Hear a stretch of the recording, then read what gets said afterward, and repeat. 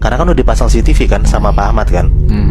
Dia rewind lah tuh dari hari kemarin pertama nggak ada apa-apa, dan dicek seharian nggak ada yang aneh, sampai akhirnya di tengah malam, tepat jam 12 malam, dia ngelihat kalau misalnya dari rekaman CCTV itu Mbak Nur tuh lagi ngomong sendiri. Kayak ngomong sama orang tapi sendiri. Di CCTV tuh nggak ada sosok siapa-siapa lagi selain Mbak Nur. Tiba-tiba Mbak Nur tuh lari kenceng banget, histeris banget, kayak lagi menghindari sesuatu gitu loh. Nah, Mbak Nur tuh langsung duduk di pojokan dapur sambil kayak teriak-teriak minta ampun ke arah yang nggak tahu itu apa.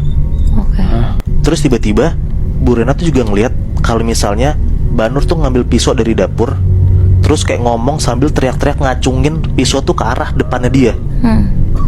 Nah, tapi balik lagi, di CCTV itu Bu Rena tuh nggak bisa ngeliat siapa-siapa selain Mbak Nur yang bertingkah aneh gitu. Gak lama setelah Bu Rena ngeliat CCTV itu, tiba-tiba tuh Bu Rena lihat kalau misalnya di depan CCTV itu kayak ada kabut putih gitu, Bi. Nah, kabut putih gitu dari yang cuman kayak asap, tiba-tiba nongol kayak sosok putih tinggi gede terbang nutupin CCTV itu. Bangsat. Nah, tiba-tiba CCTV itu tuh putih, ngeblank gitu selama 2 menitan. Setelah CCTV itu normal lagi, kelihatan lah akhirnya kalau misalnya tiba-tiba pahanya Mbak Nur itu udah ketancap pisau dan darah itu berceceran di mana-mana. Oh shit. Tiba-tiba gitu, Wi. Bener-bener tiba-tiba langsung ketancap aja gitu. Tiba-tiba, Bi. Wah, anjir. Nah, di CCTV itu juga Bu Rena ngeliat kalau misalnya Mbak Nur tuh kayak berusaha nyabut pisau tuh sambil nangis kejer banget. Nah, sisa videonya setelah Bu Rena lihat lagi, ngecepetin videonya gitu, ternyata Bu Rena tuh ngeliat kalau misalnya tuh Mbak Nur abis itu beres-beres, dia ngelapin darah dari pahanya, dia nulis suratnya, dan akhirnya dia taruh di ruang tamu, dia pergilah dari rumah. Berarti benar-benar setelah kejadian itu Mbak Nur langsung pergi? Langsung pergi dari rumah, Bi. Nah, abis lihat CCTV itu, malamnya tuh mereka semua hening lah, kayak shock gitu akan kejadian tadi kan. Nah, di rumah itu berarti cuma ada 4 orang dong, Pak Ahmad, Bu Rena, 1 ART-nya, sama 1 anak bayinya kan. Ini 1 ART-nya kita sebut aja namanya Mbak Yana ya. Nah, selama berjam-jam tuh ternyata Mbak Yana tuh nangis mulu, Bi. Nah, karena Mbak Yana tuh khawatir sama Mbak Nur. Nah, kenapa? Karena Mbak Yana tuh ternyata saudaraan sama Mbak Nur, Bi. Nah, masih kayak ada darah saudara lah gitu. Ya Mbak Yana kepikiran lah, saudara gue kenapa nih? Kayak gitu kan. Akhirnya Mbak Yana tuh ngemis-ngemis ke Pak Ahmad, kayak bilang, "Pak, ayo Pak, kita cari Mbak Nur, kasihan Mbak Nur itu loh, kakinya pincang berdarah-darah, dia pergi kemana nggak tahu, tolong Pak, kita cari bareng-bareng," gitu. Sampai pada akhirnya Pak Ahmad sama Mbak Yana keluarlah dari rumah buat nyari Mbak Nur sekitar jam 9-an malam. Mereka berdua cabut, berarti ninggalin Bu Rena sama anaknya dong. Berdua doang sendirian di rumah kan. Bohong lah kalau misalnya Bu Rena nggak takut kalau misalnya cuma berdua doang di rumah sama anaknya. Iya, apalagi dia habis ngeliat video itu kan. Iya. CCTV. Sama yang kedua, dia abis ngeliat kalau misalnya anaknya tiba-tiba pindah sendiri, Bi. Iya, sebelumnya. Iya, itu yang bener-bener bikin Bu Rena tuh ketakutan banget sendirian di rumah. Nah, sampai akhirnya nggak mau terlalu mikirin, sekitar jam 10-an malam Bu Rena tuh masuk kamar, tidurin anaknya, dan setelah anaknya udah tidur, Bu Rena tuh coba nenangin diri dan akhirnya dia tidur lah di kamarnya bareng sama bayinya. Tapi sama yang tadi kayak gue bilang, Bu Rena tetap tidur di kasur dan anaknya tidur tetap di boxnya, di cribnya itu. Terus.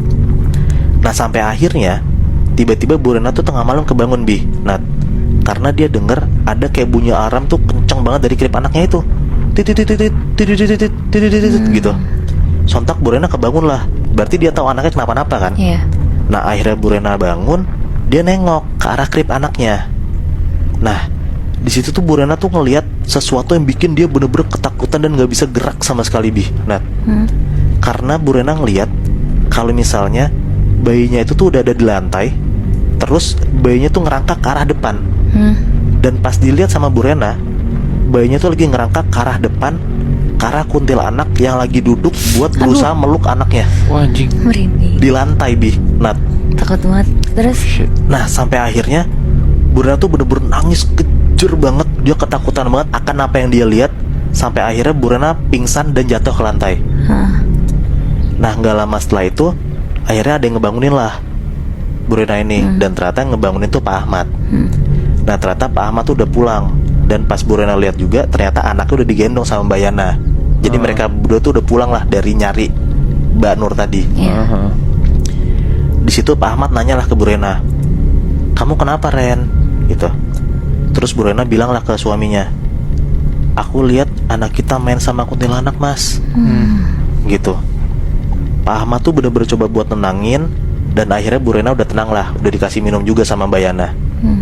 Terus akhirnya Bu Rena nanya lagi, gimana mas, udah ketemu sama Mbak Nur? Akhirnya Pak Ahmad disitu bilang lah, iya Ren, aku ketemu Mbak Nur di terminal.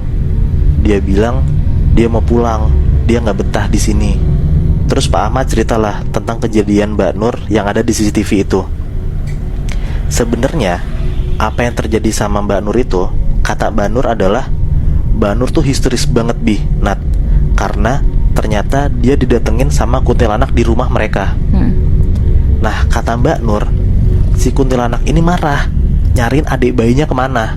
Nah dia marah karena tuh dia bener-bener pengen banget main sama adik bayinya, tapi adik bayinya hilang, pergi entah kemana. Wah anjing. Nah terus soal kejadian pisau, ternyata tuh Mbak Nur cerita, katanya tuh kuntilanak ini tuh berusaha nyakitin dia. Makanya Mbak Nur tuh ngambil pisau buat kayak melindungi dirinya dia gitu loh.